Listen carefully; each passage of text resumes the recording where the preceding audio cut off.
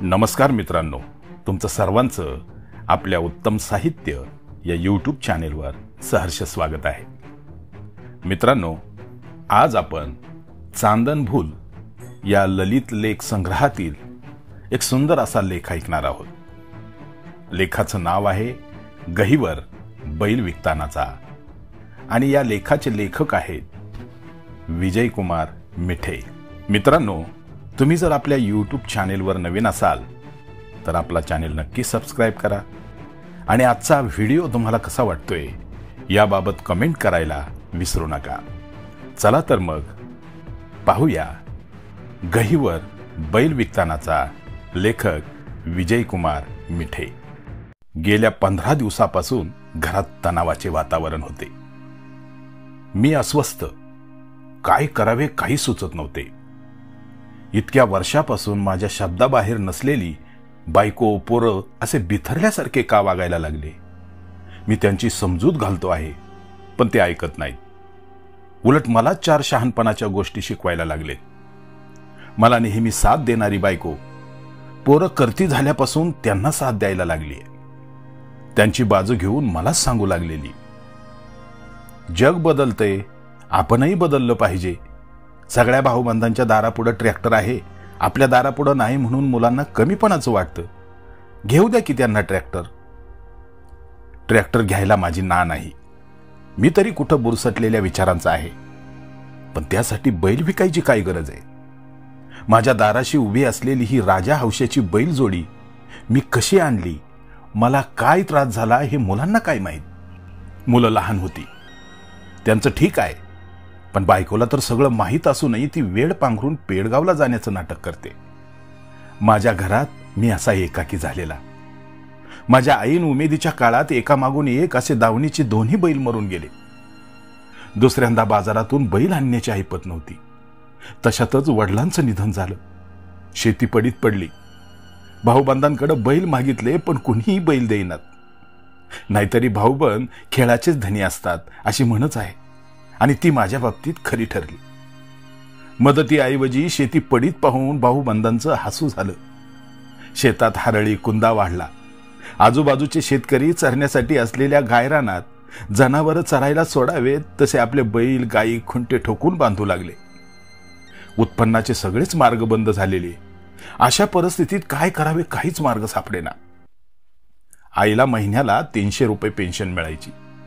त्यावर 3 लहान भाऊ, आई आणि आम्ही दोघं नवरा बायको असा 6 माणसांच्या कुटुंबाचा उदरनिर्वाह व्हायचा।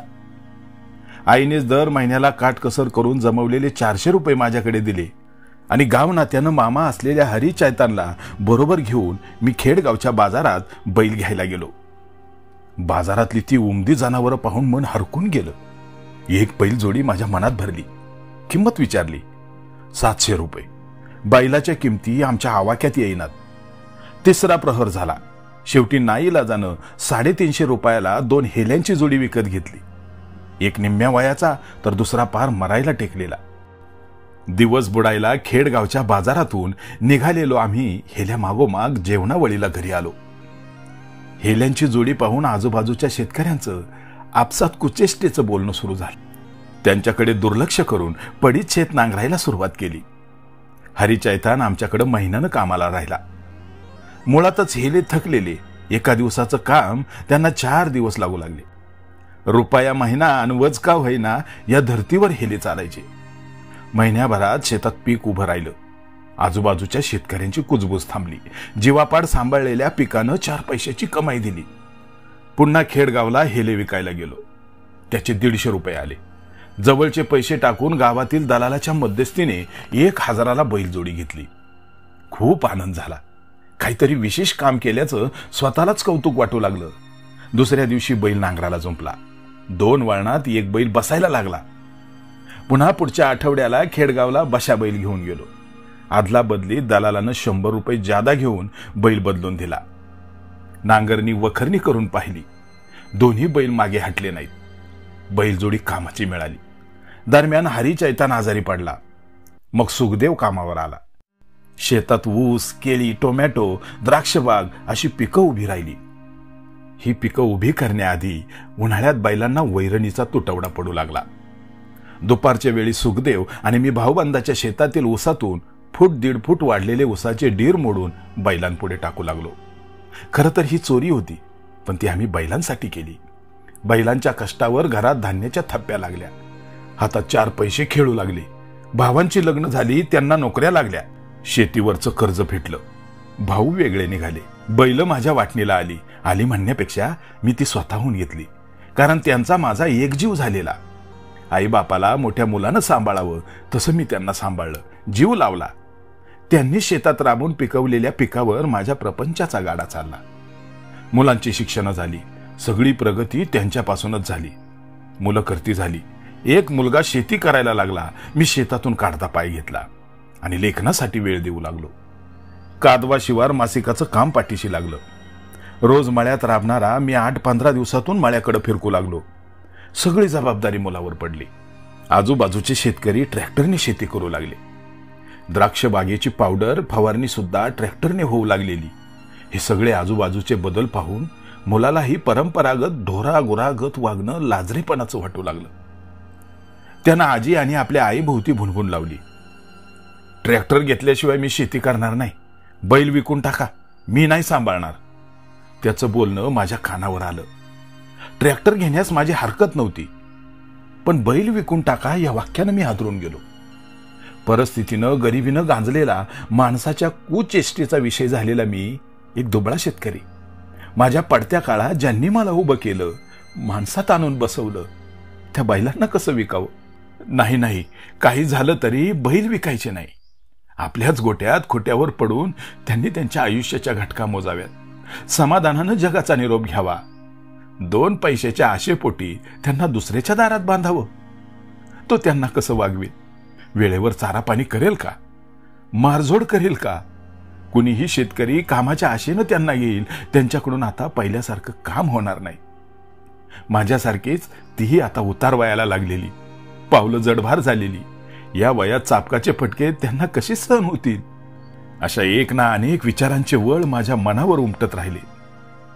काहीही झालं तरी बैल विकायची नाहीत, माझा निर्धार ठाम झाला. मोकळा बोलणारा माझा मुलगा 4-2 दिवस आबोल झाला.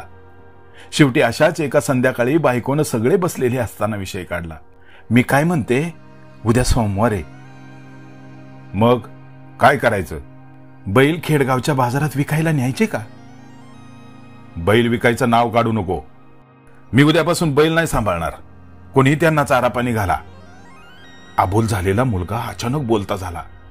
थोडा वेळ सगळे शांत. मग मीच म्हणालो, नको पाहू बैलांना. बैलांचं महत्व तुम्हाला कळणार नाही, ते आम्हा दोघांना माहितीये. आम्ही सांभाळू बैलांना.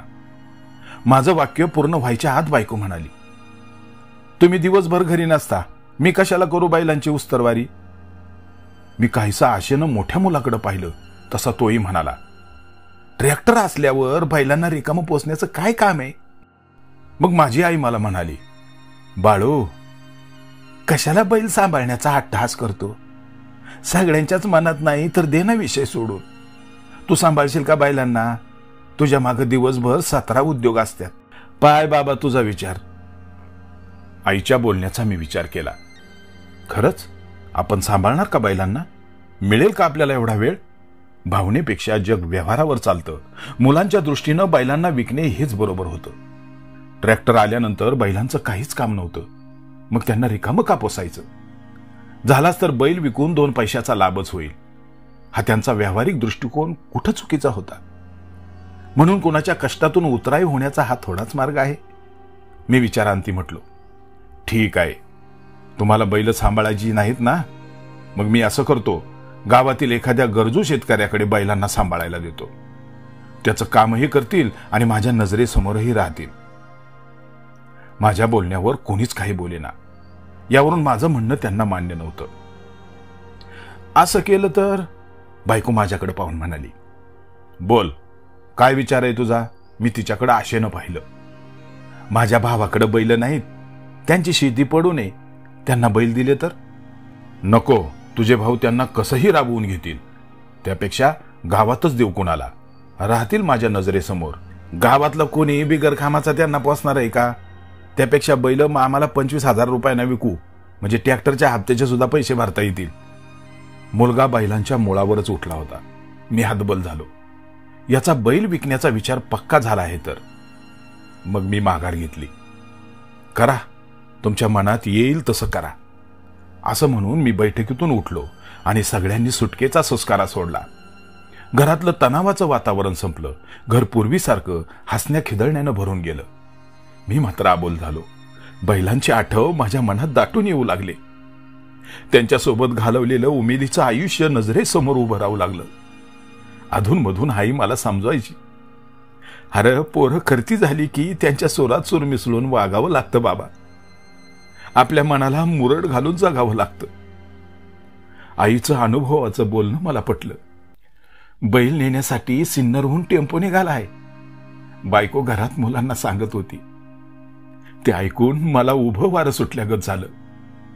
रोज ज्यांना आपण पाहत आलो ते बैल आता आपल्याला उद्यापासून दिसणार नाहीत, या विचारानं मनात खालवाखालव झाली. टेम्पो आला. पाहुण्यांची जेवणं झाली. मुलांनी खुट्याची बैल सोडली.